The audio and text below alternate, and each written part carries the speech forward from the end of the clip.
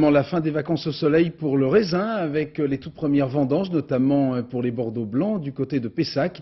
Le reportage de François Privat et de Marie-Pierre Cassignard va nous confirmer que la récolte s'annonce très bonne en qualité et en quantité. Enfin, une bonne nouvelle.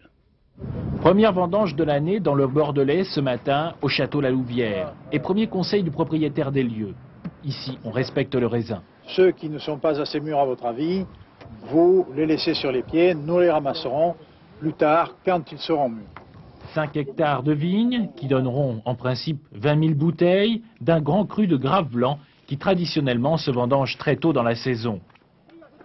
La coupe et le transport des grappes s'effectuent avec minutie. Il faut savoir ce qu'on fait. Si on peut blesser la vigne, il ne faut pas couper n'importe quoi.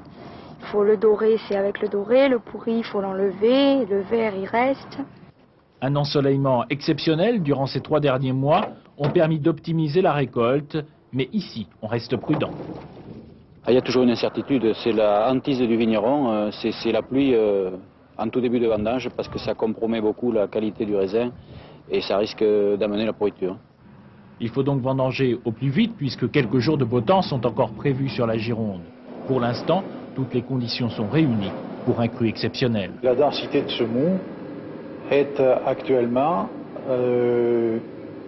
voisine de 12 degrés d'alcool en puissance. Commencer à vendanger en 28 août et obtenir un résultat pareil, c'est absolument exceptionnel, je ne l'ai encore jamais vu. Dans le Bordelais cette année, la récolte de blanc s'annonce donc bien, mais les avis sont un peu plus partagés pour le rouge que l'on ne devrait pas commencer à vendanger avant le 18 septembre.